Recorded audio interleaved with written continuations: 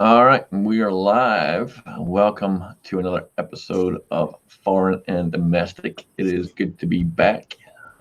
Sorry, we've gone for quite a while.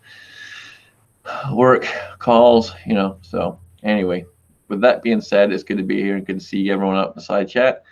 And we'll jump over to Alan. How you doing, brother? Work, calls. I am actually very, very well. I'm really, really glad that we were able to get the show going this week.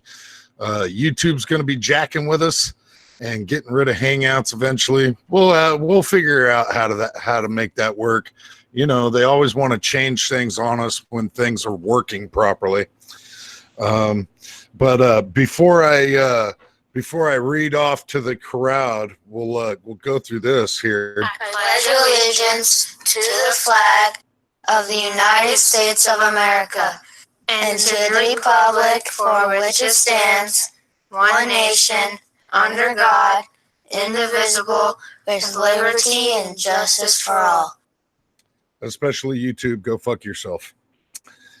All right, so we have had quite a number of people in the side chat prior to me even coming in.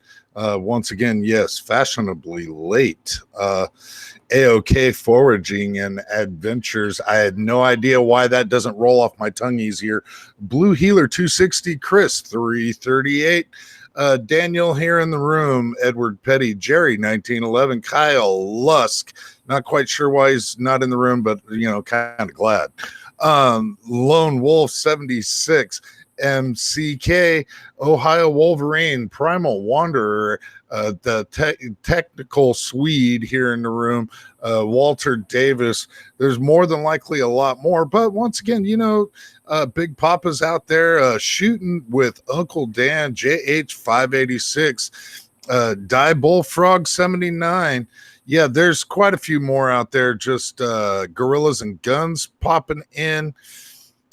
Yeah, quite a few out there. YouTube just typically messing with us and not giving us all the information that we request.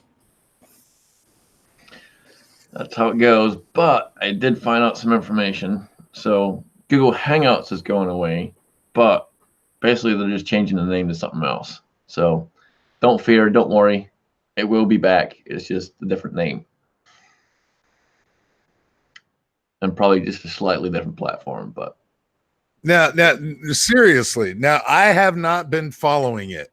And I know all these guys are like trying out OBS and they're trying out these other stream channels and these other streaming sites and trying to get it all to link with YouTube, everything else, but ultimately they're just going to revamp the system, you think? That's what's going on. I have it on good authority. They're just revamping it and changing the name. So Hangouts is going away, but it's going to be something along the lines of Google Meet.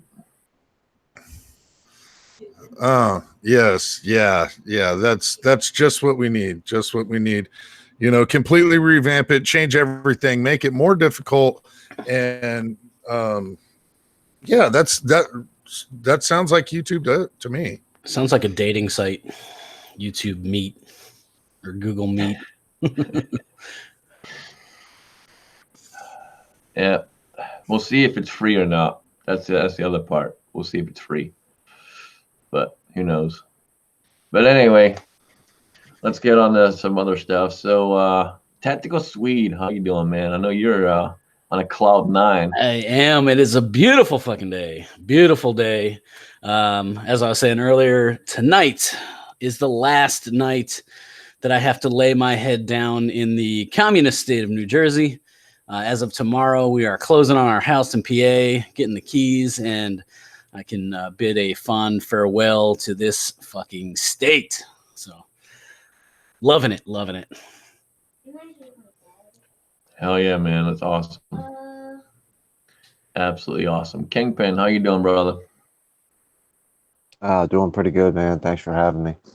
I think that Rick from over at Rick's Life has been trying the Google Meets, and I think it's $6 a month or something like that. The only catch is you have to have a domain name, which is like $12 a year or something. I don't know exactly what it is, but it sounds like that might be an all right move too. But I've talked long enough. Thanks for having me, man. You're good, man. Appreciate it. Jamie, how you doing, man? I'm good, man. Good. Sorry I was late, man. Getting dinner cleaned up. Glad to see all you guys, man. I've been missing y'all. It's hit and miss kind of thing. Ain't good for my soul here. We gotta gather and meet more often. Yeah. They asked me to go in early again. I'm like, nope, not doing it. Not doing it. Done it too many weekends in a row. I get it. Hope everybody's doing well out there. Yep, it's good to see you, man. Good to see you, brother. Daniel, how you doing? Oh, I'm doing pretty good. Thanks for the invite. There's a lot of good giveaways going on around today. I've seen. I'm sure we'll talk about some of them later. But it's like, wow. I mean, that's got me inspired. I was talking to the wife, and she said she'd sponsor me for my channel. Said she would supply an old goat for a giveaway if I wanted to do one. And I'm just kind of wondering because all of our goats are maybe 3 or 4 years old. There's no old goats down there. But thanks a lot, guys. You might be the old goat. I'm not sure if that's quite hit your noggin yet, but the wife is more than likely trying to give you away. There's something going on because I'll show you this one thing. I caught her at the foot of the bed. She's trying to, I don't know, she was tiptoeing really quiet in the room, and I woke up. I'll show you this tool she had later. It scared the crap out of me. When you see it, it'll scare the crap out of you. Well, Pop's I Quest gotta be says careful that he's next giving time away I, 100. Pop says he's giving away 100 million on his channel. I'm not sure if those are crabs that will jump on your balls and itch or what, but says he's giving away 100 million on his channel.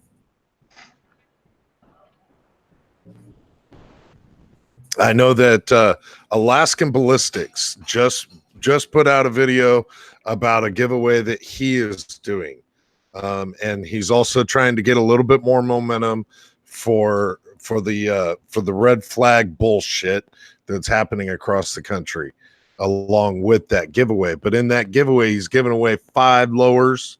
He's giving away a complete kit minus the lower. So there's going to be 1 grand prize winner and 4 others that are going to get lowers. The grand prize winner receives essentially an entire rifle, the lower, the upper, everything you need, including a Bushnell red dot and flip up sights. So I mean, Alaskan Ballistics is really coming out the gate for that 5,000 subscriber mark. Yeah, he's pretty close, man. It's awesome. I guess he had, I think you just said it too, but the Patreon subscriber helping him out, which is pretty cool.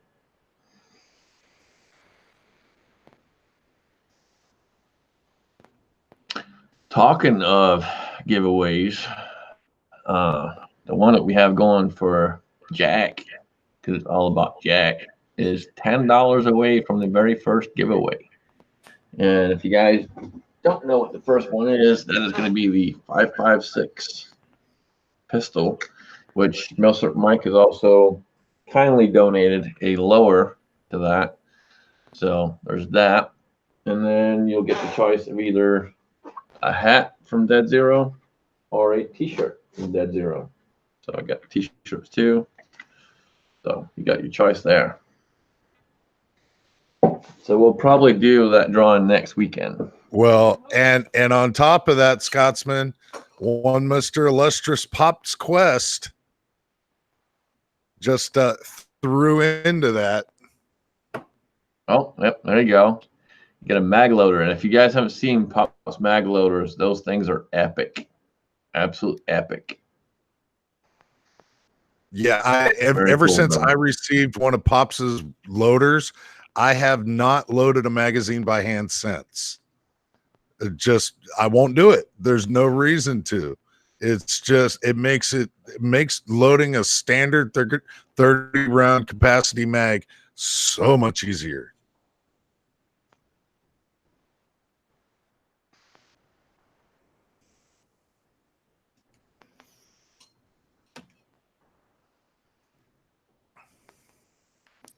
I like that emphasis. A standard capacity 30 round mag. What else is there? Well, there's the extended standard capacity 40 round mag. I just Because happen to have one right extended. here. What kind is this? This is a Mo Gen M2. But when I'm doing testing at the range, I like these little small 10 round ones just for load development.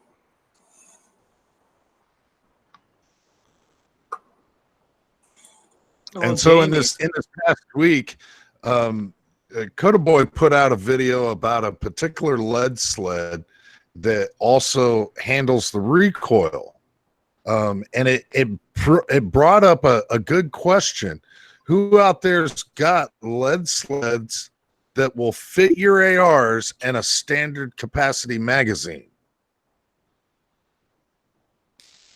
Because the lead sled that he showed, you have to lift the bottom of the lead sled up to put in a standard capacity mag. Oh, the recoiling one? Yes. Yeah, that's a. They definitely need to jack those things up. I know that one that he had a couple weeks prior, that would handle the standard capacity. But that last one he shot, oh boy, if they just raise that up another 10 inches, that would be flying off the shelves.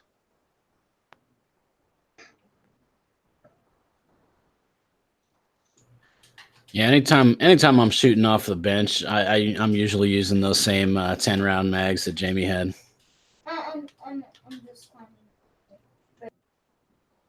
Yeah, those are pretty cool, man, especially for load development. Because I do 5 round shot groups and ladder loads. Yep. So, yeah, same thing. I'm anytime I'm shooting off a bench, I'm generally doing 0 or something like that I don't really need to shoot a lot. So I'm usually only shooting 5 round groups. So those work perfect. Was I just talking out my butt there, or did that handle the 10 round mags for the AR-10? One Coda had on the video. The one that Coda had would actually hold a standard 30 round mag. Just getting it into once the weapon is actually cinched down to the sled, getting it in there, you have to actually lift up the back of it and come underneath it. And it'll hold it, no problem. And it's on a recoil sled, so it actually allows the recoil of the rifle to slide back and forth instead of just taking the brunt of it like a standard lead sled. The one thing I thought was the pneumatic trigger actuator. Now that was cool.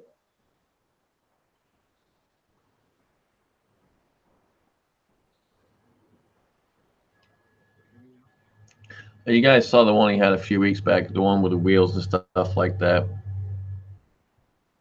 for all the adjustments. Pops ended up buying one. I actually bought one too. That's actually pretty sweet. You can fit just about anything in that. Works real nice.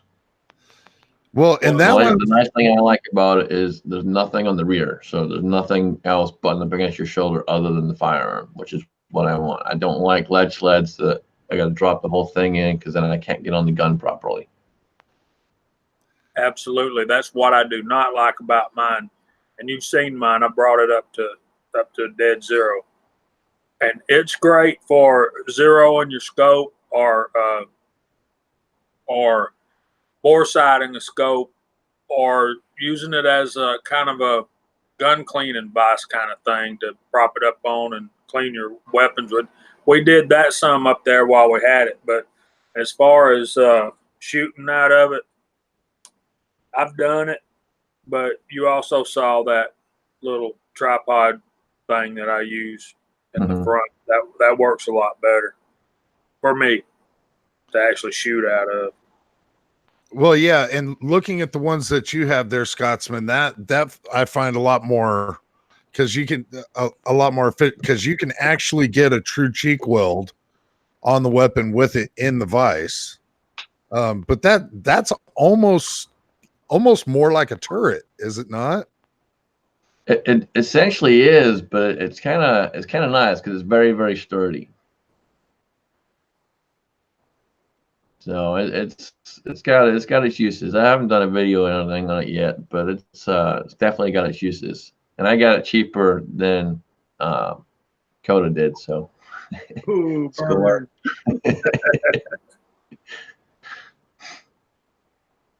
I think I got it cheaper than Pops did too, but I don't remember exactly what I paid for it. A little over $70. But I think, if I remember right, Coda paid like over 90. Mine is the Lead Sled Solo, Caldwell Lead Sled Solo, and I got it on sale on a Black Friday sale about 2 or 3 years ago. And you look at those suckers now, and they're like $90, $100. And I have ruined a scope strapping the rifle down to that thing and sighting in the scope with it strapped down so it wouldn't move and stay right there. Yeah, when you're sighting in a scope, that recoil's got to go somewhere. And if that weapon is tightened down on that lead sled, all that force and all that action is going to go straight from the action straight up through the scope and probably separate knock it off track so you can't move the reticle anymore. Well, and that's one of the things that I found interesting about that sled that handled the recoil. You're running 5.56. It's not all that much, but you're still strapping this thing down to where it's not going to go anywhere. And so where is that kinetic energy going to go? Yeah, like that last one, it had those those hydraulic shocks. Now that is key. That's what I needed when I was shooting that 450 Bushmaster. Oh my gosh, I had a couple comments on my one video. This one guy is saying, "Man, that's just going to destroy your scope." The only thing I could answer that is like, well, that's a good thing I got a Leopold with a really good warranty. Just hope they don't watch the video.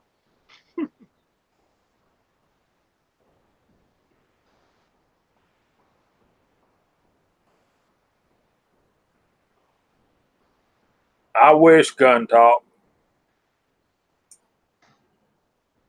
We're all striving to learn more.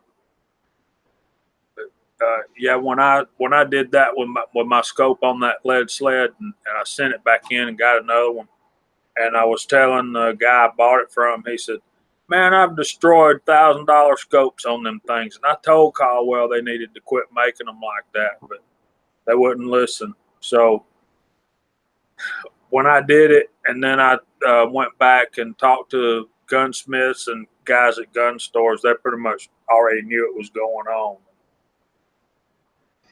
Yeah, I've never been a fan of them. They're great for, like you said, kind of for working on and sighting your scope in and stuff. But that's about it. But too much prolonged usage can cause damage for sure.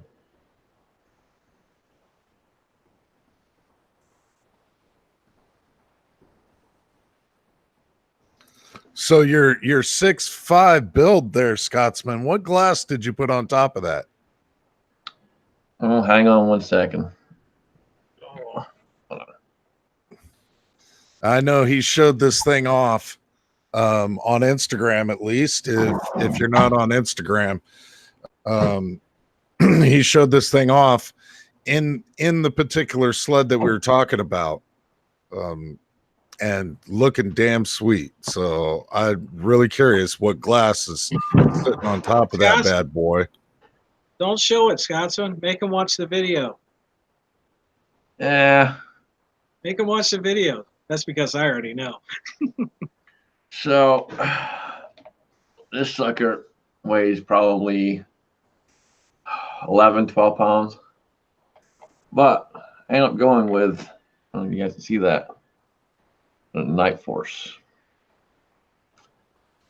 Found this bad boy on sale. Supposedly a demo, but it was not a demo. It was brand new in the box, sealed from the factory.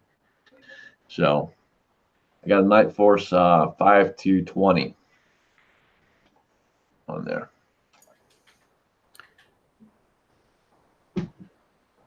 I know. Ooh, that's cool, man. That is so cool. You do got a gap between the handguard and the bell, the optic bell, don't you? Yeah. Yep. Oh yeah, there's a gap. But I had to go with extra high rings, but she's good to go. Did you get 20 MOA rings or just the standard? Just standard. With that scope, you probably don't need 20 MOA. Should be all right. Hey, Jamie. Yeah. And he's only got his leave his truck unlocked once. That sounded like a promise there, Scotsman.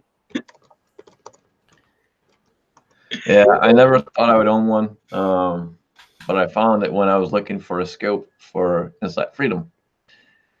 He mentioned he wanted to get the same Zeiss scope I have on the C-Max rifle, and he mentioned it to the wrong person. I found it for him on sale within about 30 seconds. The problem with that is that I then found this bad boy on sale too on the same site. Yeah, that's kind of the pitfalls, right? When you're trying to help other people spend their money. Yeah, I'm very good at it. Yeah, it's fun spending other people's money. But Daniel, let me share a little bit of my philosophy of life with you quickly here. See, I don't believe in threats.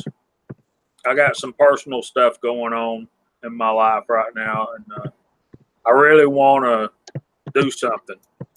But at the same time, I'm not going to threaten anybody because I don't want to ruin the element of surprise. You understand what I'm saying? Oh, yeah.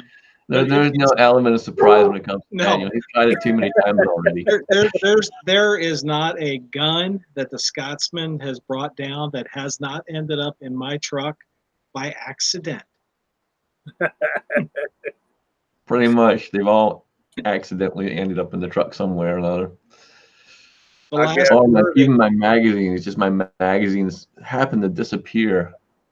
The last thing we got a checklist now that is like inventory your stuff when you show up and when you leave.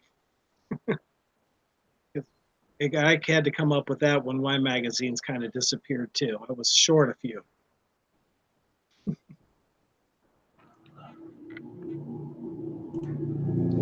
There's it. But yeah, man, I don't believe in threatening. Just gives away your plans, and so the way I put it to my wife, if I'm gonna get you, I'm gonna get you. That's gonna be Ninja Jamie. No, I'm too old for all that anymore. I'm too old and fat to run anymore. Well, I'm pretty much getting there myself. I think I might have injured myself running beside a concrete truck at the parade day before yesterday. It was a good time. It was a good time, but you don't walk beside a concrete truck for as long as I did and not feel it. Yeah, so I just got guns now, so I don't have to run anymore. I see people, we've got this walking trail downtown, and I'll see somebody jogging along, and I'm like, you know, if you'd buy a gun, you wouldn't have to run from anybody. I'm sorry. Go ahead, Swede. Something's cooking in your brain. I can smell it. Just this whole conversation about getting old and everything. A post I put on Facebook or on Instagram today was right on that subject. The whole high speed, low drag term that military uses for stuff that's slick and works great.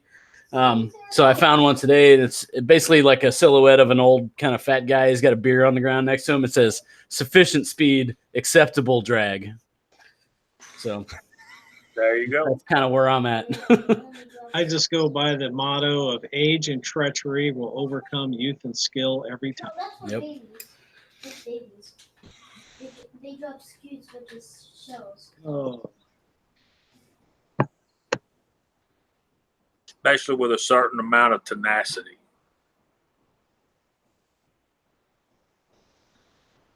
Yeah, I'm not too old to run, but I don't run. No need to. I'm not too old to run. I just don't want to anymore. My knees don't like it.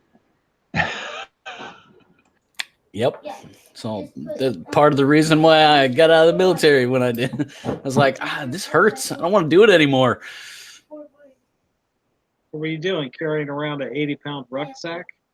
No, man. I was an aircraft maintainer, but I was scrunched into tiny spots, like crouching down a lot. My knees suck. My back sucks.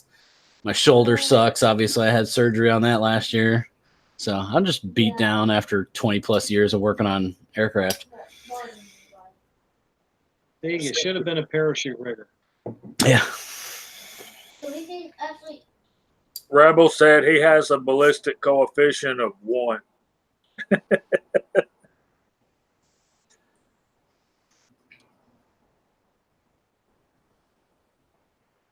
A tack, and it is very obvious to me that you're picking on me because of all the times I've spelled your name wrong. But I want you to know that Danielle is my sister.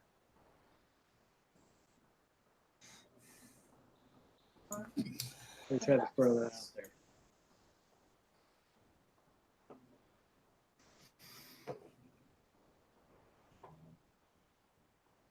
Not no more, Pop.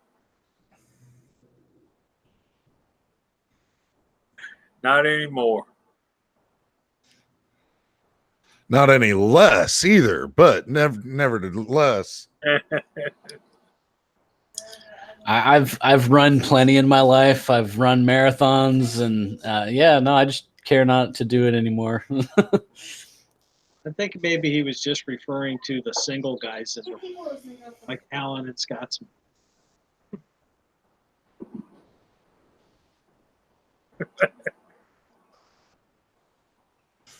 Oh, and Pops, the reason why they're chasing you is because you not only have a job, you're the boss. I think it has everything at all to do with the goatee. I mean, I don't know, Chico, he don't have a goatee yet. He's, he wears that work shirt of his, and that women with all them kids are always chasing him. well, yeah, but that's the dirty South. You're talking about all them girls down there in the dirty South. I think altogether they all have one set of teeth if you get enough of them together. Well, they all they all have at least one set of teeth. I mean, all they got to do is get it before Grandma puts them in.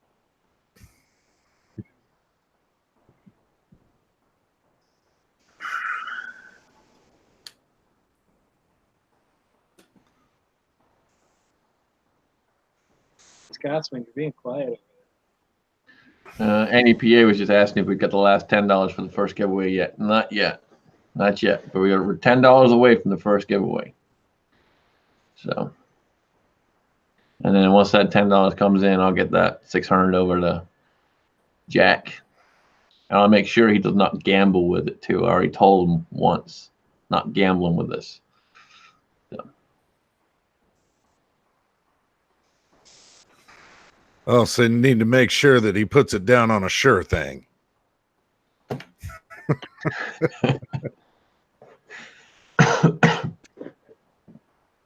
Yeah, he's been warned. Well, speaking of a gamble, I've got a very dirty P320 sitting next to me. I'm taking my life in my own hands that I don't drop it. But yeah, she's a dirty dog. What, you haven't gotten that thing voluntarily upgraded yet? Oh, it's been voluntarily upgraded. It has been voluntary up, and as soon as it did come back, I did drop it numerous times. Yeah. Then you're I'm good. afraid to drop it right now because I've got a dog by my side, and it eats anything that'll fit in its mouth. And it is polymer, so dog can chew up polymer pretty good.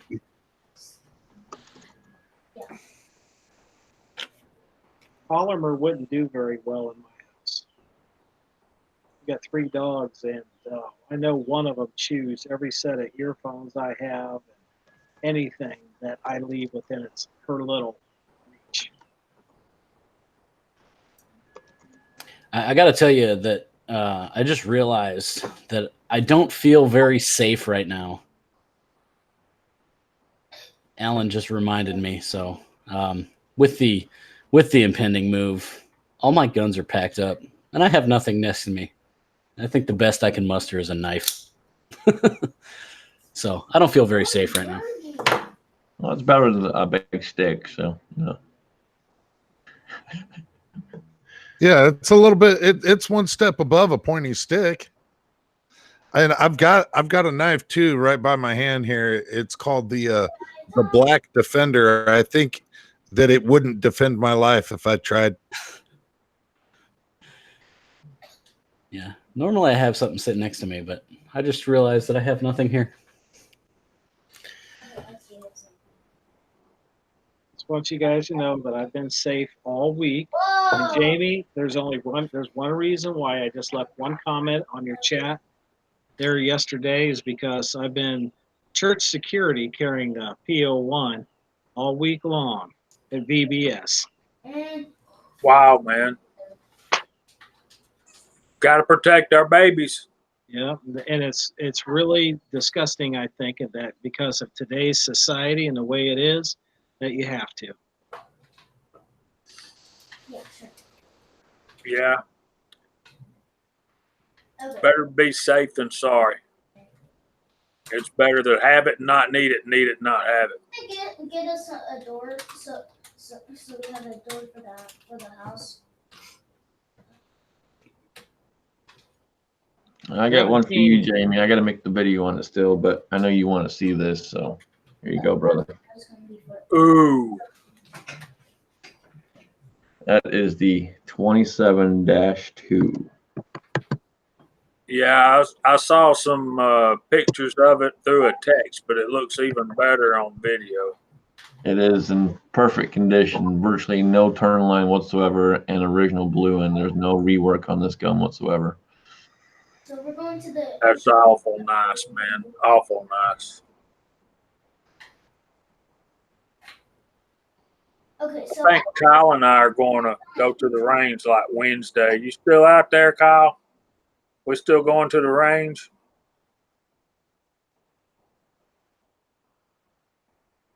Look at Alan, got a pretty little puppy dog. That's about the size of mine, bud. That's the most action Alan's had all week, getting all those kisses right there.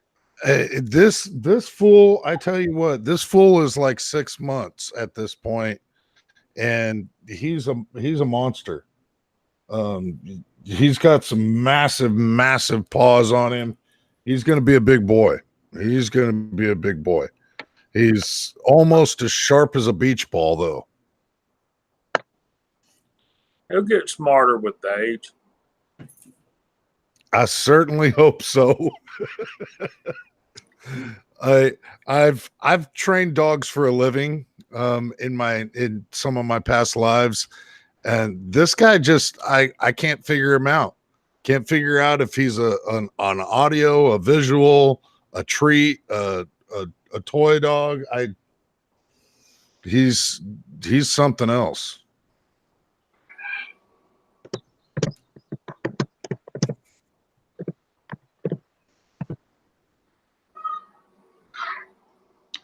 If you guys don't know, a bloke's 2 cent, he's out there in the side chat. If you guys wouldn't mind doing me a favor and go check him out. He's also doing a fundraiser. I forget the details off the top of my head. I'm sorry. David, you might know more on this than me. I can't remember off the top of my head. I haven't been up that long. But if you guys would go check him out and just see what he's got going on, help out if you can.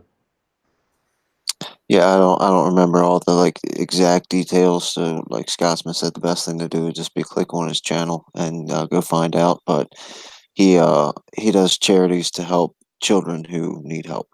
You know, as a basic little broad stroke of what he does is he's out there helping kids out. And Tom makes a good point. So for anyone of you guys that has donated already, you're probably getting a message saying that it hasn't been accepted yet. That's my fault. I'll get that taken care of tomorrow. So don't panic, don't freak out. That's my fault. I didn't add my card to the PayPal account yet, so don't freak out.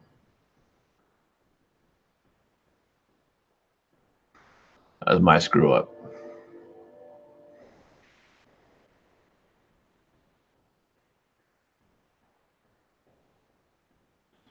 When I know Bloke is getting a couple extra subs right off the bat.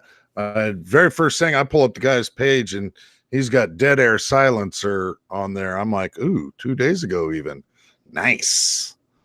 So yeah, I will definitely be checking out a Bloke 2 cents.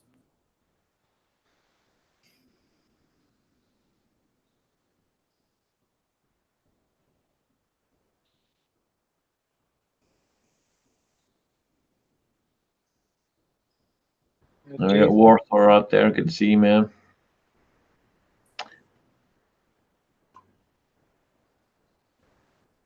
If you want to go ahead and give him the email, Razor JB is asking, what's the email for giveaways, Scotsman? That actually is Jack needs our help at gmail.com. And just put it in the side chat.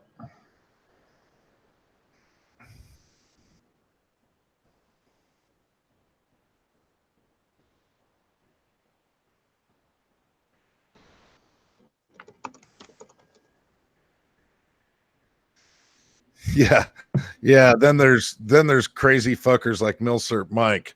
Draw again if you draw me. And one of the best characters out there. You not familiar with Milsert Mike? Head over to check out his channel. Absolutely.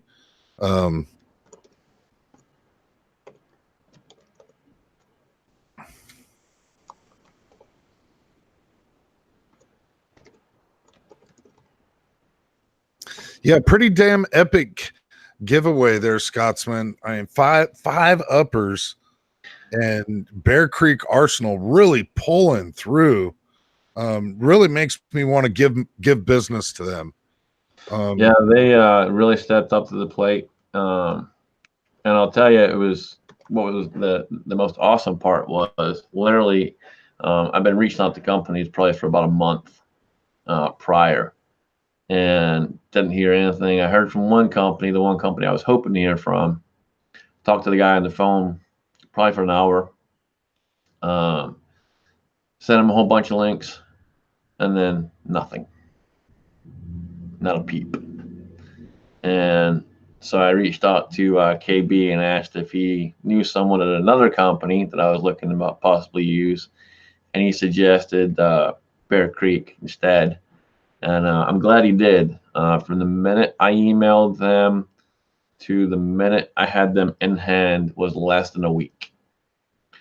And pretty much from the email, all I said was I was looking to maybe get 3 maybe possibly get a discount, and next thing I know, I'm getting an email back that says it's been approved. Here's 5 different ones, and then like I figured she was going to pick 3 out of the 5, that she sent the list of. No, she sent me all 5. And after I said yeah on the list, I literally had the shipping confirmation within 10 minutes. Yeah, It was fast, very, very fast, and they were here in a day and a half. I've had experiences with Bear Creek's customer service, and I had an issue with an upper, and I got them on the phone, and it was no, did you try this or try that? It was like, hey, no problem. And by the time I hung up the phone, they emailed me with all the shipping information, so I didn't have to pay nothing. I mean, the shipping labels and stuff. And I sent it in. By the time I sent it in and had the new upper back, it was not even a week. I mean, it was within 5 business days, so it might have been 6 or 7 days, so it might have been a week, but it was fast, and there was no hassle whatsoever.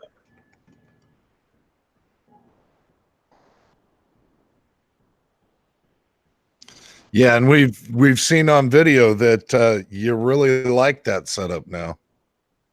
Oh, I've got it done. I'm good out to 200 yards now for deer hunting, and the way I was raised for deer hunting, you got to be able to hit a pie plate. So basically 8-inch circle. And out at 200 yards, even with the wind, I was putting all my shots right in there, and it had only had half the drop as my 50 caliber Encore muzzleloader. So this, and at 300 yards at 450 has the same, it hits with the same power as a 44 Magnum point blank. So they make some good guns for hunting. So, let alone the 5.56, the 223 Wild, the 6.5 Creedmoor. Yeah. Yeah, I'm actually gonna do a comparison. So I'm gonna build another one. I'm not building the 6.5 this time though. I'm gonna do the parent cartridge, which is the lower down cartridge, which is the 224 Valkyrie. And we're going to do a comparison. And next time we go out to Dead Zero, we'll compare them out all the way out to 1,000 yards and see how they differ ballistics wise and accuracy wise.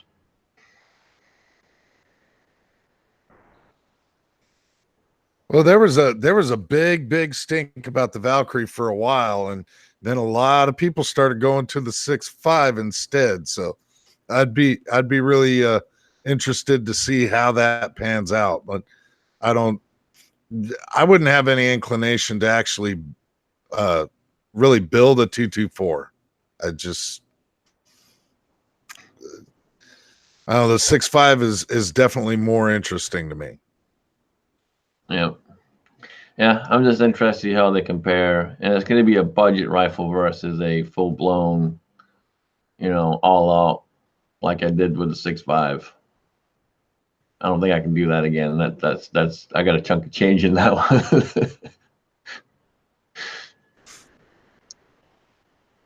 I can't wait to see that thing go 1,000 yards. Yeah, I'm excited, man. I just got to get that. I'm just waiting on the muzzle brake. That's it. That's what I was going to ask you if that was in yet. No, not yet. So I'm waiting on the Huber Concepts muzzle brake. And for those that don't know John Huber, he is a mad scientist. Awesome man. Great at what he does. Retired Marine.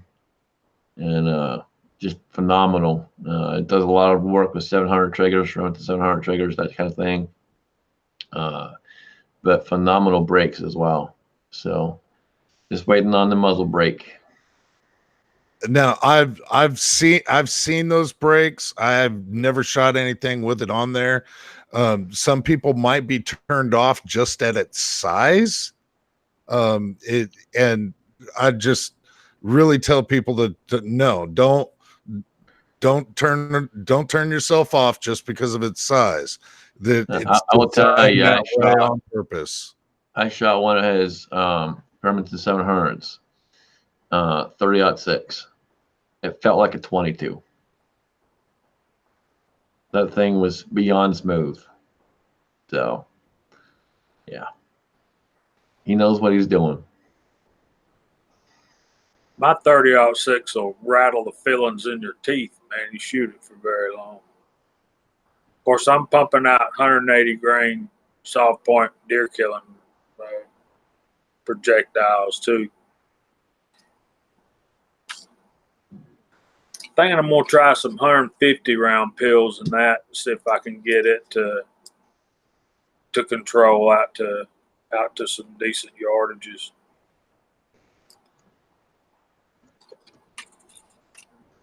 And Chris is out there. He makes a good point about scopes.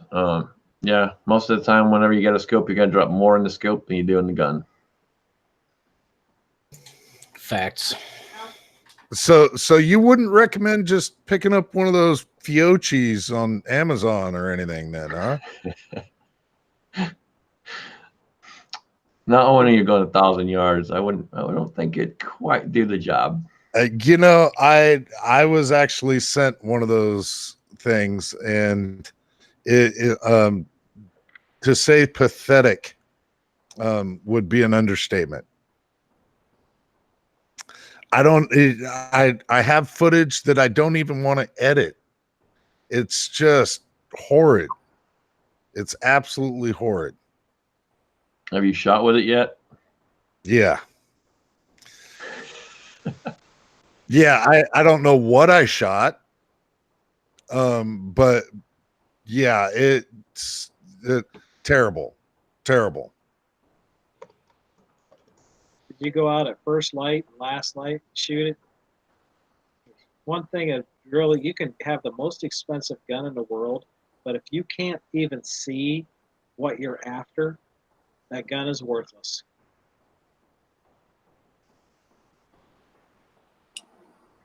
Well, and it's nothing big, 100 yards. Glass, especially going a long range. So,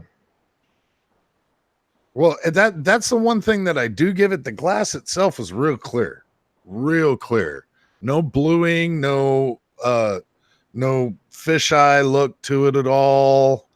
The glass itself is pretty decent, especially for as much of a budget product as that is. Other than that, no, just don't.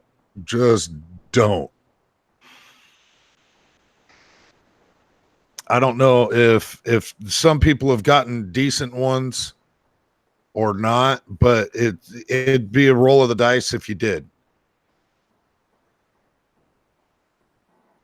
well, in the last 10 minutes, we went over the 600 mark. We're now about 630, so that's awesome. So next week, if I'm not working early, we will do the first drawing. And if I do have to work early, we'll figure something out. We'll make it work.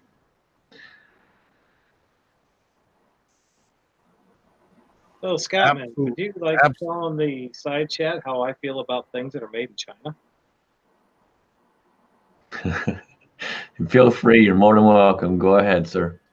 Set it on some tannerite and blow that crap up. American made all the way. Okay, now, Alan, I'm sorry for stomping. Go ahead. Oh no. I have recently done some unboxings and things of some made in China crap, and everybody knows how I feel about American made products. If you don't, you probably should. I'm the same way. If it's a hunk of crap coming from China, I'm going to tell you it's a hunk of crap coming from China, whatever. But it's anywho, yeah, that's a lot of the Chinese stuff. It's all just clone crap. The majority of it has been crap. Have I found a couple of items that are made in China that are extremely budget that will get you by? Yeah, I got to be honest, it'll get you by. Not super impressive, but if you got $30 to spend for a bore sighter kit, what are you going to expect? What do you need a bore sighter kit for? It was just a random example. Okay.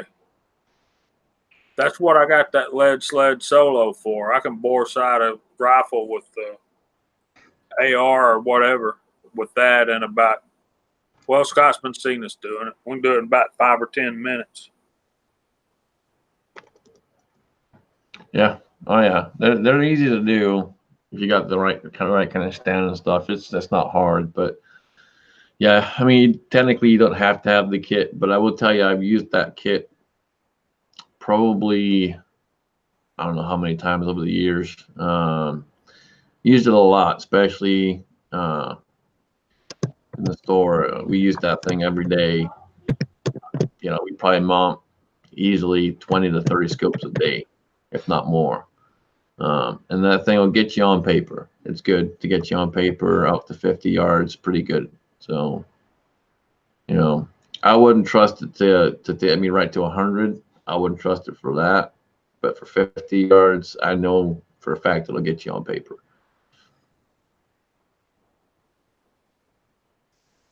Now, has anybody on the panel heard of doing a battle sighting with a red dot at 33 yards? This is something that I recently came across, and that there's some guys in the competition arenas also that are putting sighting in their red dots with zero magnification at 33 yards.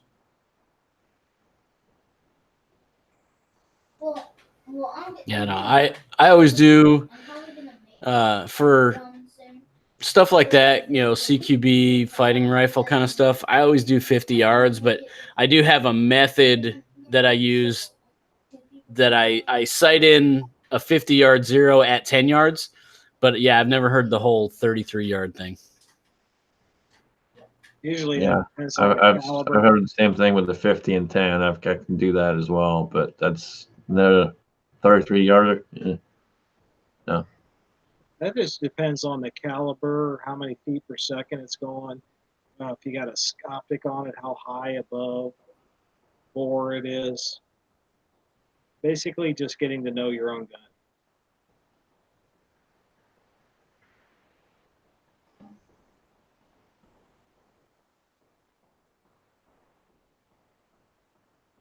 Why is it every time after I'm done talking, you guys are all quiet? Is it taking that long to figure out what I'm saying? Let me talk slow. I think we're just waiting on Danielle showing up. That's all.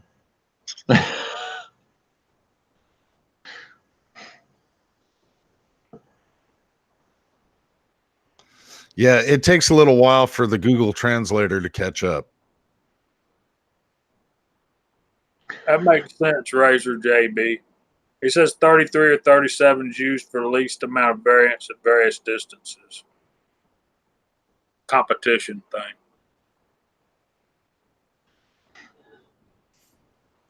Yeah, okay. That makes utter and complete sense. And I've heard it from the competition side of guys. So yep, that adds up. Man, I'm gonna tell y'all some big time fun when we were up at Dead Zero. Some of the guys had pistol caliber carbines with those red dots on them. Dude, I mean, MCK had I think it was a Kel-Tec 9mm with a little red dot on it. I was pinging that steel out there at 60 yards, man. That was so fun. And you guys that don't know 243 Outdoors, that dude can shoot, right, Scotsman? He can shoot anything.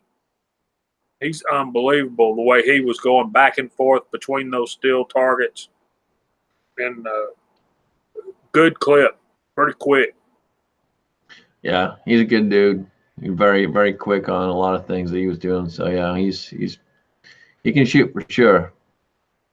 I mean, all the rifles he brought was all set, ready to go for 1,000. He knew exactly where the dope was and everything. We literally just had to sit there, put it on target, pull the trigger. If you missed, it was all you.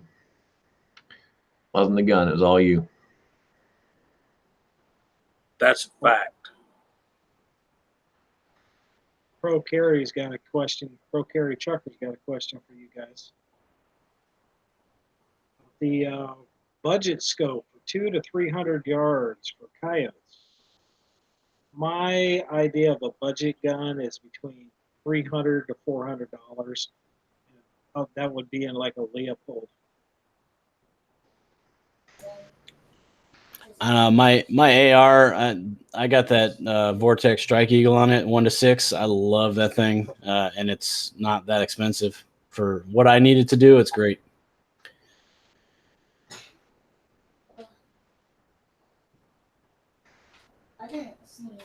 Yeah, for hunting, probably a Vortex. Probably I mean, if you want real budget, then you'd be like in the Diamondback range or the Nikon. The Nikon is going to be fairly close in price as well. You just need to decide what glass you like better. If you like the Nikon better or the Vortex better. I've got this one on my 270. This is a Seiko AV. You remember it from the trip, Scotsman. Very smooth bolt. I've got the Nikon bullet drop reticle. This is a Buckmaster 2 4x12 by 44, and you can get these for right now. You can get them on sale for like $120, $130, and this one hit a 6-inch steel plate at 200 yards on the second shot. And then you drop down to the next one, you hit 600, next little circle right there on 600. But a lot of guys in the reloading side of stuff are swinging to those CB Life scopes. And Kenny's done some tests on those and Eagle Eye shooting. He's had some really good luck with that now. For $40, if I drive 3 hours and I'm paying $24 an hour to shoot at 1,000 yards, I'm probably going to have a little bit better than a $40 scope. But they work well for him, so I can't argue with his success. How long they're going to hold up, that's a different story.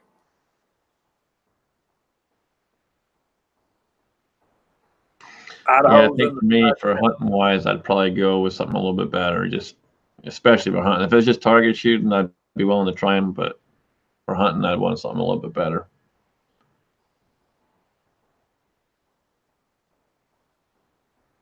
Well, that Nikon is the best scope I own.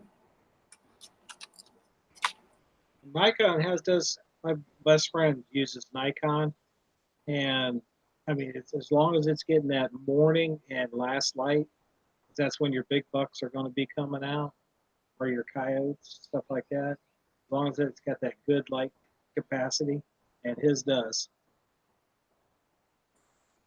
Well, one really cool thing about Nikon, especially with the bullet drop compensator reticles, is they've got a website where you can go download your dope, and you can just print it off, and you can set it up. You have to input the weight of the bullet and the velocity. It can even go as far as compensate for the atmospheric conditions and tell you where each one of those little circles are going to hit. So that was a big plus for me. And when I took it out to the range, it was pretty much dead on. So I just need to practice with it. That's what I need. How's their warranty, Jamie? For lifetime. That's the key point right there. How is the warranty? Yeah, they're not. If it gets stolen or you run over it with your truck, they're probably not going to send you a new scope. But as far as like say dropping it out of a tree stand or something like that, they would replace it for. Yeah. Thorzak said he's got a Nikon. They're great scope for the money. Idaho Rogers says that his well, y'all can read it. He really likes his on his 224 Valkyrie. Said it shoots better than he does.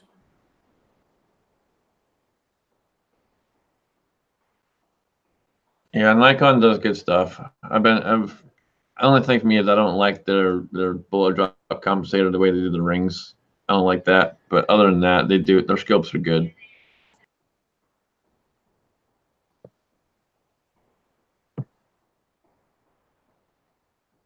So I'm unfamiliar. This the CV Life stuff, is that more Chinese clone stuff or what?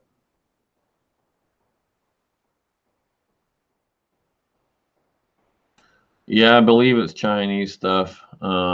Canny would be the authority on that one. I have no idea. I've seen them on Amazon stuff, but I'm pretty sure they're Chinese. CV Life. Yeah. Yeah, it's definitely Chinese made.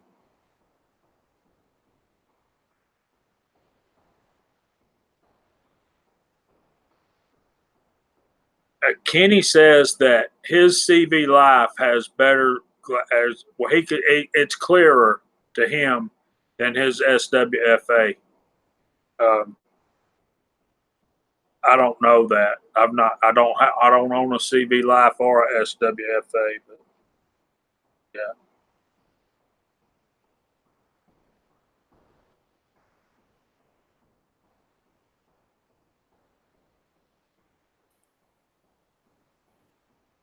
Well, and joining us here on the Foreign Domestic, the one, the only, Bald and Curious. What's up, gentlemen?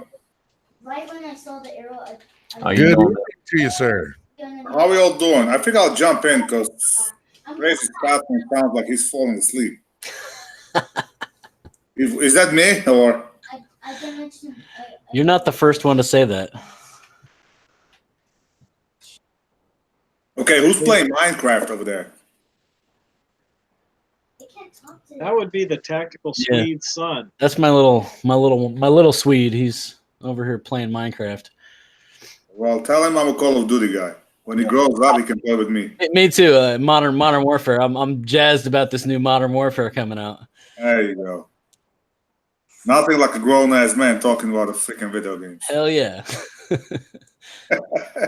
Hey, not ashamed of it at all. So what you been up to, man? How you been doing? And he laughed. Yeah, what's up with that? I was just about to ask him. You know, it's like we had Pops in here earlier. Now we had him. Was Maybe it get something going. we said? Must have been something you said. Yeah, it did. I thought we were having a good conversation there, and then he just bailed. I ejected him from the chat. I thought that's what you guys wanted. Oh, I just made mine a 4x4. Harry's back. And he's back.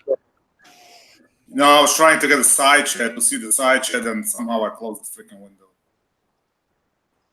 Sorry So about that. Kingpin, what kind of scopes do you have that you like? You've been sitting over there quiet all night, so. When it comes to scopes, I know very little. Right now, I've got most of my scopes are Nikon. I'm just kind of figuring out what I like right now, and that's why I didn't really have much to say because I don't have much to input when it comes to scopes. That's cool. Well, I got a Citron on my Ruger Precision, and for the money, I love that thing. I mean, under $700, and I was able to hit 1,000-yard targets with that. Nothing to complain about. I mean, the reticle leaves a lot to be desired, but for just a basic shooting and planking, it's the money. What do you think about? What do you think of that RPR, man? I love the RPR. I love it. It's heavy as crap, but for what I do with it, I don't really shoot any matches. I just kind of plank at the distances. I love that. Yeah, I've been wanting one for a while, but I can't seem to pull the trigger on it. Well, look at it this way. With the scope and everything, I have less than $2,000 in it, and I'm able to hit a man-sized target 1,000 yards with it. Yeah, and that's what I just want to reach out to 1,000 yards and hit stuff. You know, that's all I I really. mean, I shot WTF SoCal's rifle in Las Vegas. I don't I have mean, he's got everything but the kitchen sink on that rifle. I bet you he's got $12,000 in it. I mean, yeah, we were shooting 18 by 36 inch steel at 1,200 yards with about 25-mile-an-hour crosswind. You know, but we did have an X-ring with us. He kind of dialed in the rifle and everything. So, and we were hitting that steel consistently. So, yeah, you know, a lot more money. But even the X-ring said the RPR for the money, you can't beat that thing.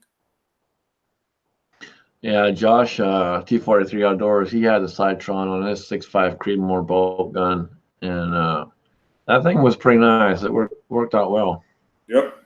I just wish it would have different reticle. This is just a regular cross with a hash mark, so it doesn't have holdovers and all that, like a Tremor 2 or something like that. But you know, the new primary arms that Coraboy's testing, I mean, they got some nice sub $1,000 scopes that you know, from what he's saying, they're really impressive. They probably not right on par with the Night Force, but they will be like right behind. Yeah, that's what I was looking at prior to finding that deal on that one. But the one thing I didn't like was its first focal plane. I only like second focal plane. So that kind of made that decision for me right there. Well, the first focal plane works for certain things. Like on my 3-gun rifle, I just have a Vortex, and that's 1:8. That's a second focal plane, but that's a good scope for a 3-gun. For a precision long distance, you want something different. I mean, I ain't no expert, but you know, I did hit the shit at 1,200 yards. So Yeah, Mike's asking what caliber your precision is. oh, it's 6.5 Creedmoor. 6.5, and for some reason, it loves the 143 ELDs. 147s, not that much. Then I shot a bunch of 140 Noslers. Not bad, but 143s for some reason it's a sweet spot. And at 100 yards, you're gonna have 5 shots just to one ragged hole. Are you making your own loads? You reloading on that one? Yeah. Yeah, I bought some 147s. What were they? I believe they're Hornadies, and they were bragging about them, but I wasn't that crazy about them. For some reason, I bought a 143 Hornadies, and it loved them, so I just bought a bunch of bullets and figured out the load, and seems to like it.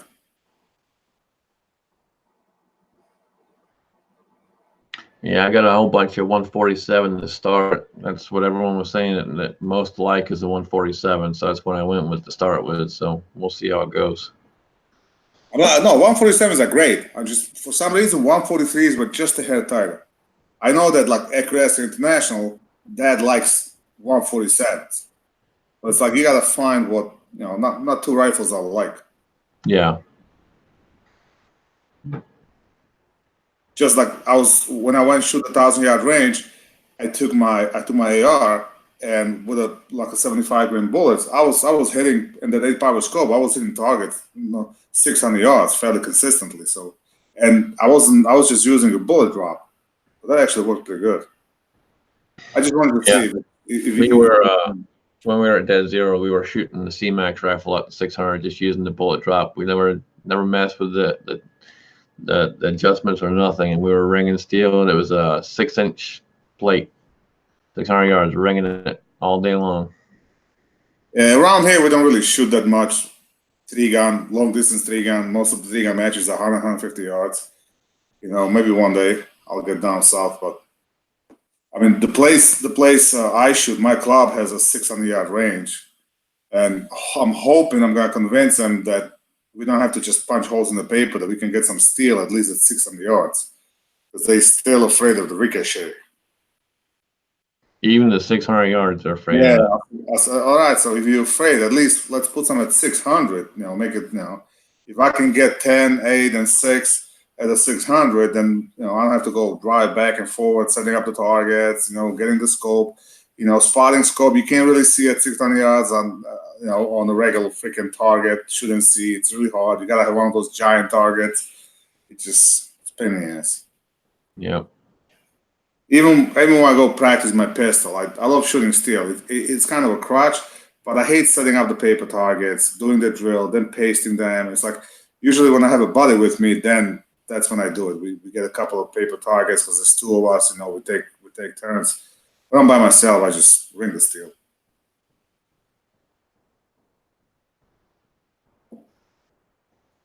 Alan, you want to run through the room? Looks like we got some new people out there too. Yeah, absolutely. Johnny, I don't have any idea how to pronounce that. Spirog. I really have absolutely no idea how to pronounce that at all. Currently, the list is saying AOK Foraging, Blue Healer, Chris 338, Edward Petty, Jerry 1911, Kyle, Lusk Lone Wolf 76, MCK, Ohio Wolverine, Primary Wanderer, Walter Davis, the obviously, if I'm repeating myself, Kingpin, Warthog 71, and Razor JB out there, Pro Carry Trucker, Blokes 2 cents, Idaho Rogers, USMC, of course, JH586 here in the room. The great Tom Olofsson is still out there that I know of. Yep. Thor's Axe has stopped in and made comment as well. Wes S was out there. There's quite a few out there, along with Alan Benbro and Thread.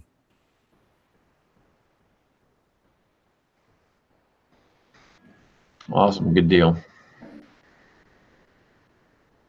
Well, somebody just said that the mechanism in the scope is most important and it's not supposed to be shared. I'm probably going to agree with it, but it's also the glass. If the glass is crappy and you can't see anything, that doesn't really help.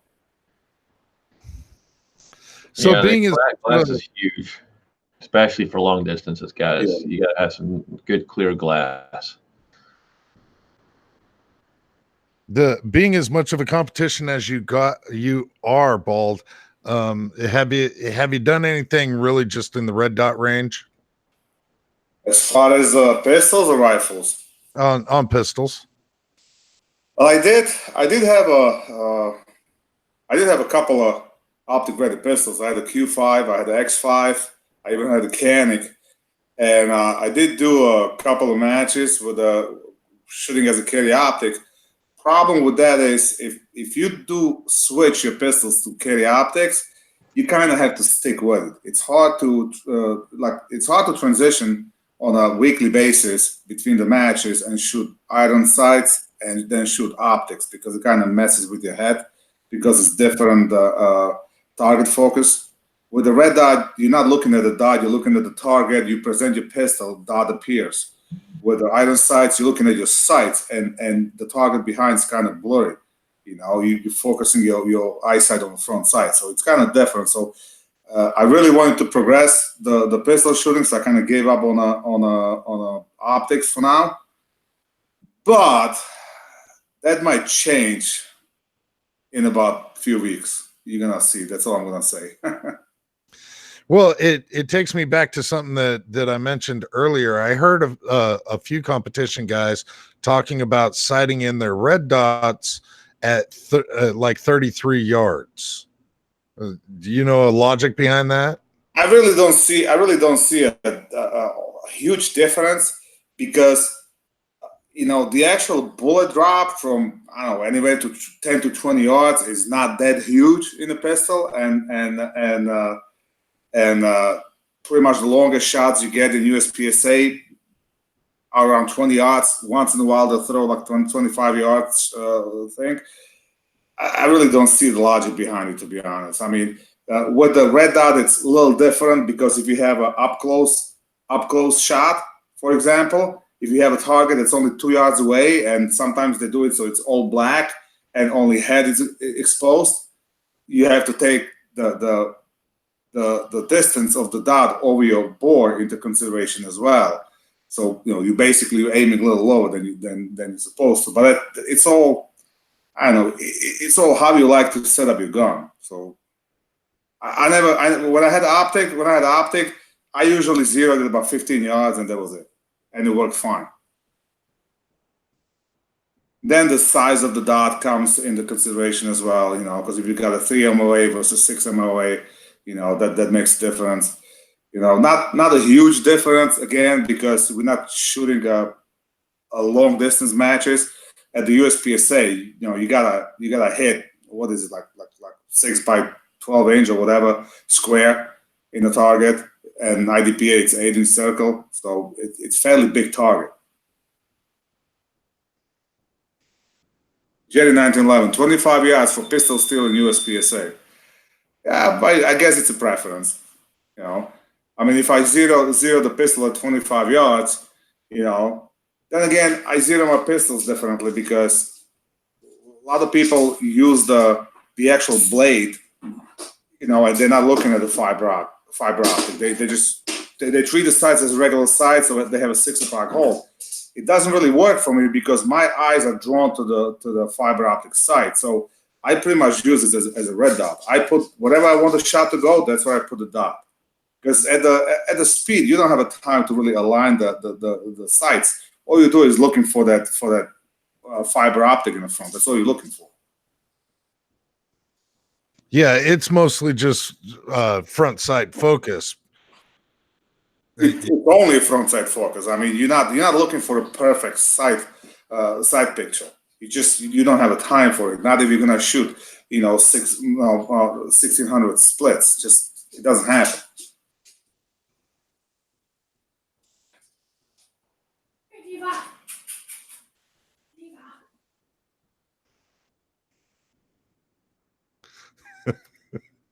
Milsert Mike be tearing it up out there in the side chat.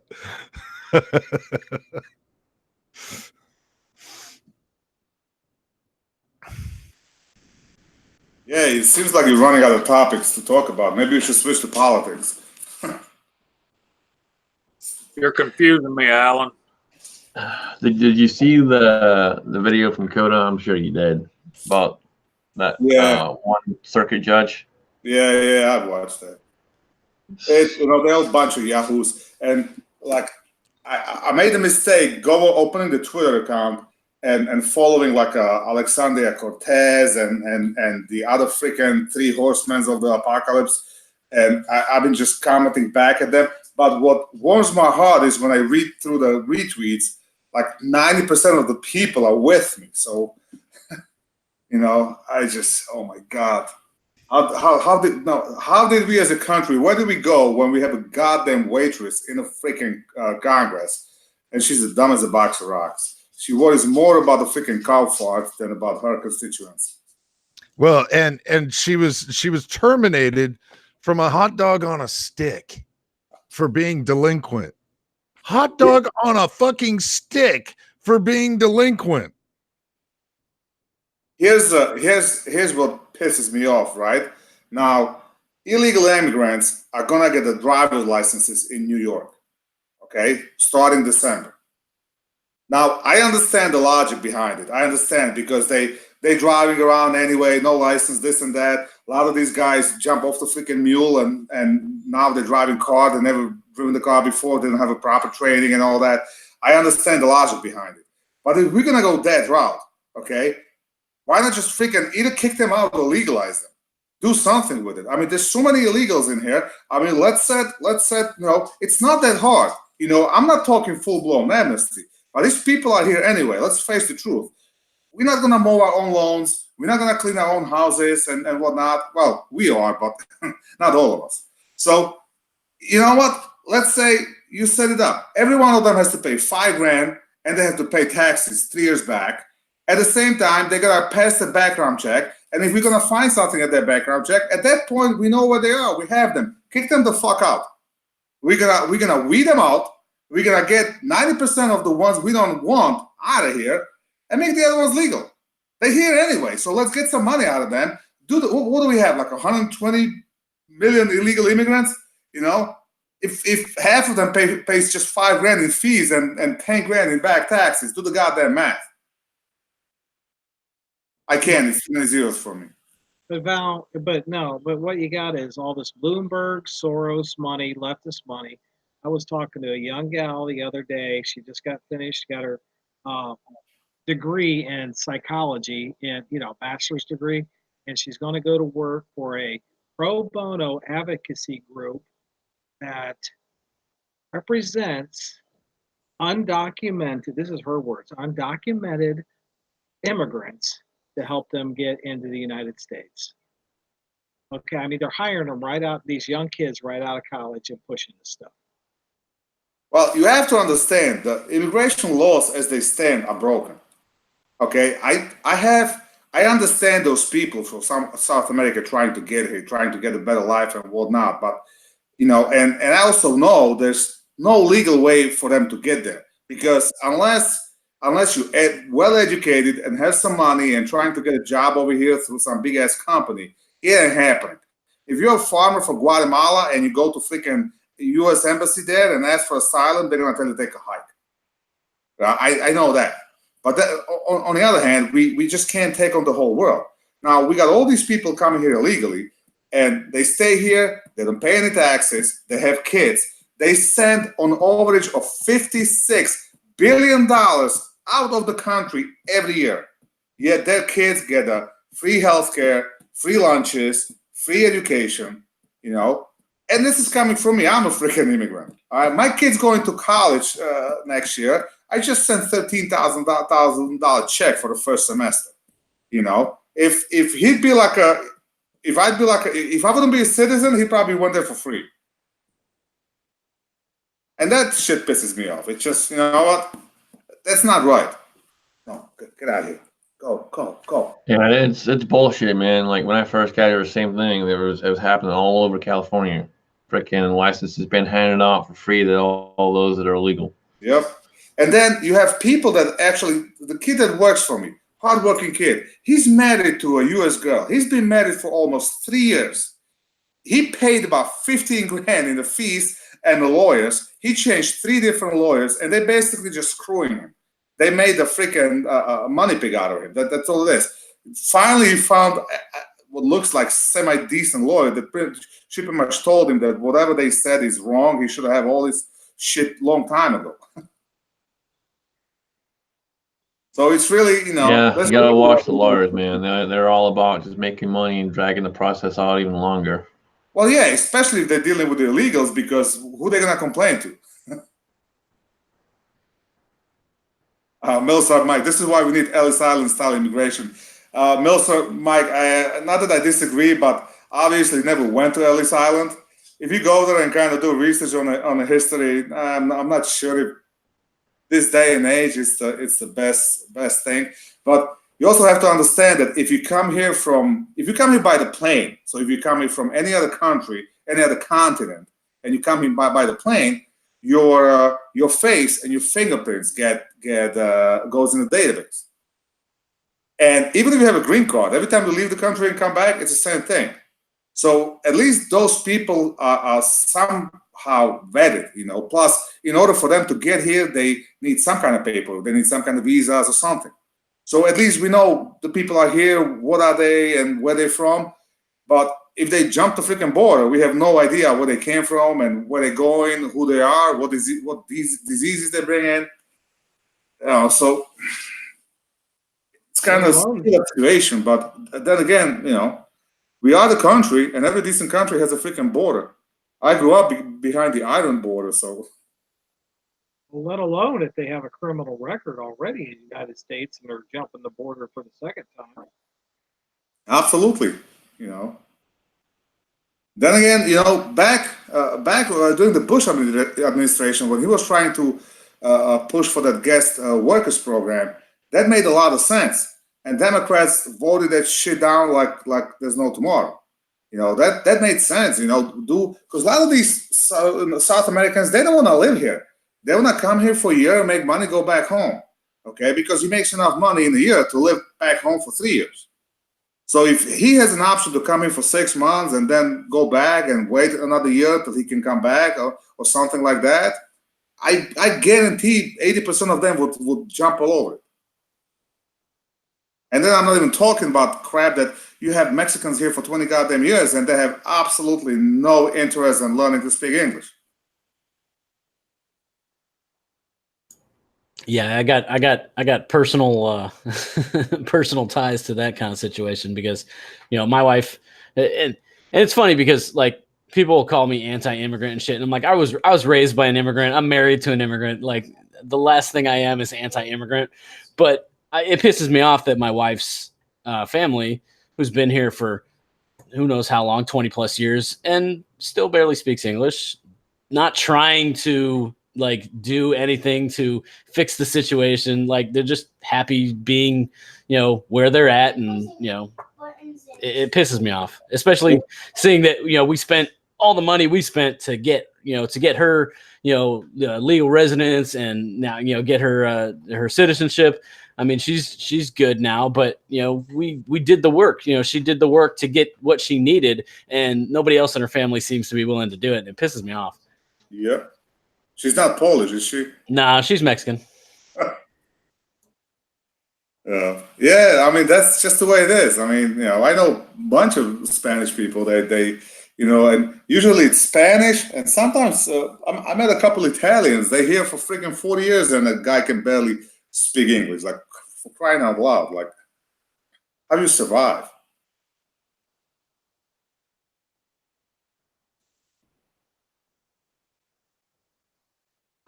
Yeah, and the paperwork, it takes time and it's not cheap. But end of the day, you gotta do it the right way. So. Hey, Thor's asking me where's my accent from. What accent? I don't know what the hell he's talking about. I'm from New York. Everybody talks like this. That's right. You can't understand a word they say. Yeah, chicken Joey cuss. You should have seen when him and Blue Thunder showed up. Like, holy crap. Oh yeah, I can only imagine. I've talked to them both separately, but talking to them both at the same time, yeah. Yeah, and throw me in the mix. So Val, I saw that you visited my old stomping grounds recently, old Scranton, PA. Oh yeah, that's I had no idea. It's such a pretty town. Yeah, I grew up like probably an hour away from Scranton. Well, my sister lives in Mount Pocono. Oh yeah, I know where that's at. And then I went and shot the match in Wilkes-Barre. Yep. Yeah, it was a nice experience. I came in there and I didn't bring my glasses. I had a hard time looking at the freaking application, so I had to hold it at the arm's length to fill it up. It's amazing how quick it is, huh? It literally took me longer to fill out the application than it took me to get a goddamn license. Yep. I'm like, son of a gun. Especially with the New York caddy, because we have a more strict background checks and everything. So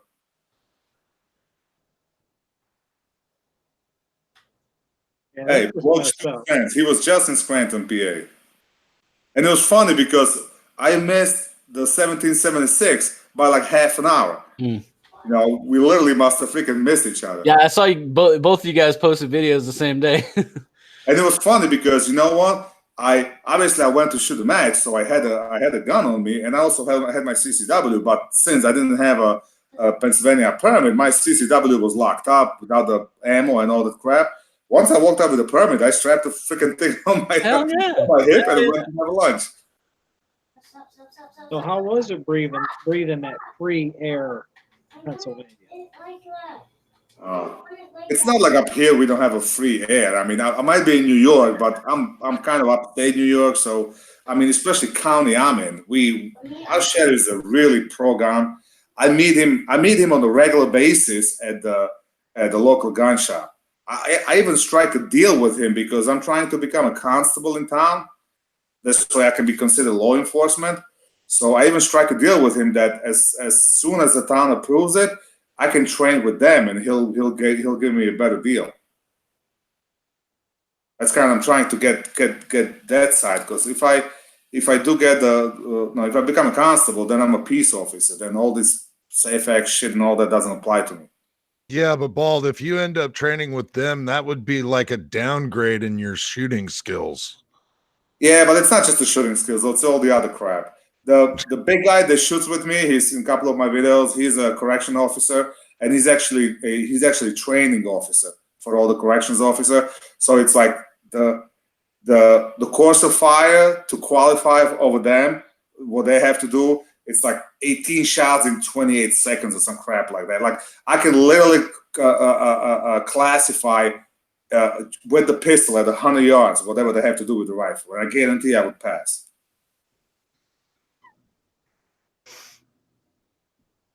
Alan, there's some advantages of getting on to like the correctional and with the local police, because some of these weapons that they get are just phenomenal. Here at the church, one of the guys is a correction officer. He is on a special weapons team, and he's got a 300 I'm starting to talk like Joey Cuss.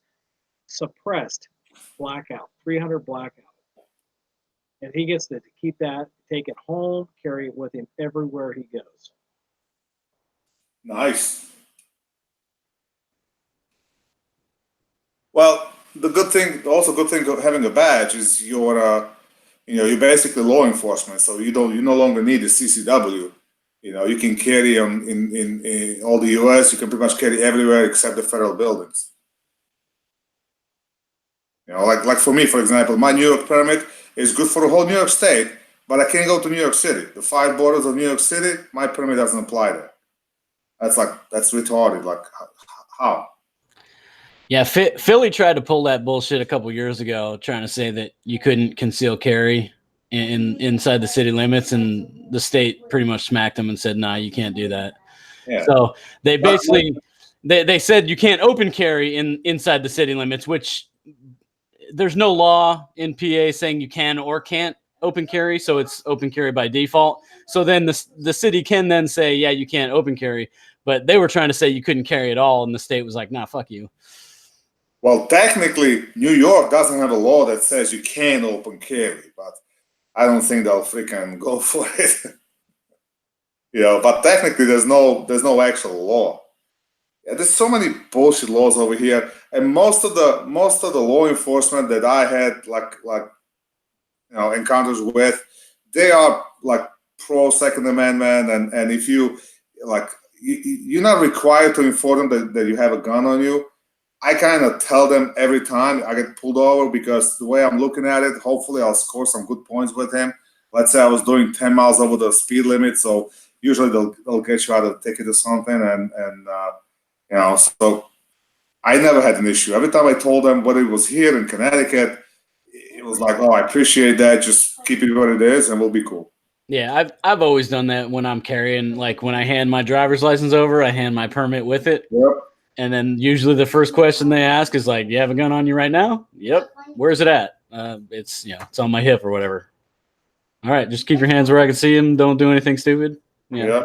Yeah, I'm not required to inform a law enforcement officer that I'm carrying, but I do. Yeah. And even before that, when I have been stopped, and I've been stopped a number of times because, frankly, I got a heavy foot. I take my hands and I put them outside the window. The officers can see my hands as they're walking up to the car. And I've literally had officers ask me first thing out of their mouth, "Oh, you must have a firearm in the vehicle." "Yes, sir." "Where's it at?" "It's right there." I just tell them where it's at. "Oh, okay, leave it there." I've seen demeanor of officers go from "I'm going to kick your ass" to "let's go have a beer." Because a good guy is not going to tell an officer that they've got a weapon in their vehicle. Yep. Only good guys do that. Bad guys aren't going to tell you. Bill Sir Mike brings up a good point, because in your license plate database, when you go and get your concealed carry, that's in there. There's 2 databases, and they intermix. So if a policeman runs your license plate, they already know that you have a carry concealed All they got to, it's like in Ohio, we do have to inform them. I have a carry conceal, and either yes, I have it, or no, I don't. But no matter where, just about anywhere you go in the country, they run your plates. They know if you got a carry conceal. Yeah, Jerry 1911 says his CCW is tied to his driver's license. Well, we pretty much have the same thing in New York because ever since the SAFE Act, I have to register all my handguns with the state as well. And I have to update the list every 5 years. It's retarded because all my handguns are registered with the sheriff's office, which means every handgun I own is on my pistol permit. So I have a stack of permits like this. Every time I buy a new handgun or I sell the handgun, I have to send amendment to a sheriff's office. If I'm adding the gun, I have to wait till the judge signs off on it. Then they send it back along with a coupon that I can go pick up the gun and the new permit. So there's about 5 pistols you can fit on the back of the permit. So you have 25 pistols. That means you got 5 freaking permits. And every time you carry a gun, you got to make sure you have the right permit on you. Although never once I had a cop actually ask for my permit or actually check the back of it if that's the gun that I have on me or anything like that. But that's how stupid it is. And since now it's registered with the state as well, when a state trooper pulls you over, it shows him that you are a CCW. But you're not required to inform him, regardless. So. Yeah, that's a bunch of bullshit. That's why my PA permit, it doesn't list weapons on there. It just says, hey, you can carry. Yep. Speaking of cops, did you see that crap in a city when they're pouring buckets of water on those cops? I could not believe how calmly. First, I thought it was like prank. I thought it was like a community day or something, And then I'm listening. I'm like, oh my god, how they did not just turn around and tase everybody. Yeah, I'd have lost my shit. Like, why would anybody want to be a cop these days? I like my kid. Like, I'm at the point. My kid's turning 19. He's going to college. Thankfully, he can't have a car in the college first year, so he's going to be stuck in the dorm. But no, he's driving. He goes to work. He drives a lot, and he's 6'5", 280 freaking pounds. He's a freaking giant. So I keep telling him, if you get pulled over, you're automatically a threat because you're a freaking giant. Okay, so you keep your hands on the wheel, whatever it is, and just be polite. Yes sir, no sir, whatever. If he wants to search a car, you say no. Chances are he's gonna search it anyway. Just be polite, be nice, respectful. I'd rather bail you out of jail than find you, than you get shot for some stupid reason or whatever. So kind of pounding into his head that I mean, yes, you got to know your rights, but at the same time, you got to be respectful. You can't just shouting at the cop. Am I free to go? I'm not driving. I'm traveling. But that thing that was happening to the police, why is it just happening in New York City and in cities in, out west, Seattle or these solid Democrat cities where you got a mayor and a governor. Yeah, because it's a policy. Yeah, because it's in the cities where you have a biggest freaking welfare cases. Like, it's the middle of the day. Why those kids are not in school or not working? I mean, they didn't really look like kids, look like adults. So why they are not working? When you're working or studying, you don't have a time for bullshit. We were just discussing driving to Saratoga match yesterday with a couple of friends, and we were talking about it. And like me, from my perspective, I grew up in the communists. I grew up behind the Iron Curtain, and the one thing that had the socialism going for it at that time was there was a law on the books that everybody had to have a job. You couldn't just sit home and collect welfare. There was no welfare. There was no unemployment. Now, the shit like that did not exist. Okay? Everybody had a fucking job. They found a job for everybody. Everybody had to have a job. Everybody had to work. If you don't show up for work and doctors didn't call that you're sick or crap like that, the cops would actually come to your freaking house to find out what the hell's going on. And if they just find out, they just they'll hold your ass to jail. So everybody was too busy working or going to school. So the crime was low. The crime was low. no unemployment, none of that crap. Obviously, we had no freedom, but that's a different story. Over here, that's too bad, though. we're giving shit away. That part of it. Well, yeah, but I'm saying we giving shit away over here. People straight out of high school, they're not looking for the jobs. All these New York City, Brooklyn, Seattle, and all that, the kids that graduated high school, they go for unemployment straight out of freaking high school. They have no intention of looking for a job because they're going to be welfare cases for the rest of their life. Yep. See it all the time. Yeah, I mean, like I said before, I got a couple of young kids that work with me, and they don't want to work. They complain about everything. They bet you wine, complain about everything, and they get it all handed to them on a platter. Yeah, no, my kid's working ever since 16, since he got a car, since he's driving. I made him, and then when we bought a car, I'm like, dude, I'll pay for everything else. You have to come up with a $300 car payment every goddamn month, And he's going to school. He just bought a new Mac because that's what he needs for the high school. He paid for that with his own money, whatever he got for the graduation and whatever he made in the last month. And even though he's a front end manager at the grocery store, he still makes a minimum wage. So even at 35 hours a week, you would think he makes at least $300. And no, he does not, because it's a union job and it's on the books and this and that. So he works 35 hours and it brings him $200. So that kind of gives him quick school on taxes.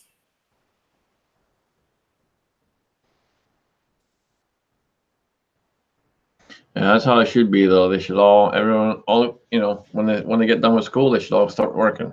That's how it should be, or even be working while they're in school. Oh, he's been working while he was in school. That's how I grew up. I've been working since I was 12. I had some long days and long nights, but it's better for you than not doing it. But you know what? At least it makes him appreciate the money. I have a godson that his parents raised him differently, and he goes work with his dad for freaking month, makes $2,000, and then blows away the money in the weekend. So, yeah, it's all about that, So it's all about how you raise him up. Yep, that is very true. It's about that time. We'll start going through the room here in a second. Real quick, guys, don't forget about the giveaway for Jack. The first one will be given away next weekend, hopefully. Thank you to everyone that has donated so far. I've still got 4 more complete uppers to give away. So we'll give away the first one next week, and then there's still 4 left after that. I heard from Chico Wise as well. He has something to throw in the mix too. So there's a couple other things. I'll try and do an update video probably either tomorrow or Tuesday, and let you guys know what's going on there. Get you all that information as much as possible. With that being said, we'll start going through the room. We'll start with the bald one himself. Oh, with me? You know what? Thanks for having me. And great looking beard. That's it. Yeah, I'm glad that you decided to grow the beard. We were having a lot of trouble going, should we allow him on the chat? Not unless he's got a beard. So I appreciate you growing the beard. Thank you. But I can't really grow the beard like him, because then a lot of stuff gets stuck in it. So I try to keep it short, but yeah. I got nothing up here, so I figure what the hell. Yeah, I understand. Mine very well seems to be moving backwards. So, it's going underneath my shirt now. I'm happy for that. There you go. That's because smart head doesn't hold the hair.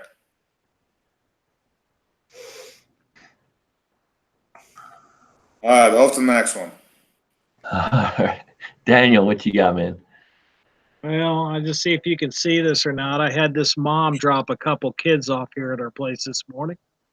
So that's what's going on there at my house. 2 little baby goats. And hopefully I'll be getting together with this other well-known YouTuber here in about a few days and see what kind of fun we can have. Yeah, thanks for the invite. Absolutely. Always good to have you, man. Appreciate it. And I got to tell you, Daniel, they look delicious. I think they look just like you. What do you think of that?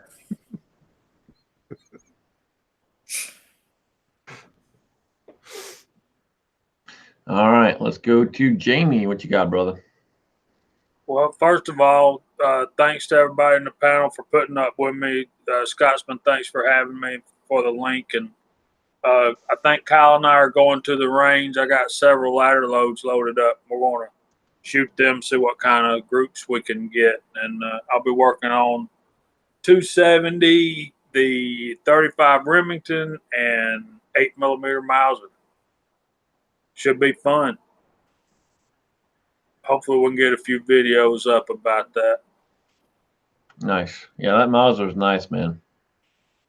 Thanks. And of course, we have the Tactical Swede, the biggest pussy on YouTube. That's right.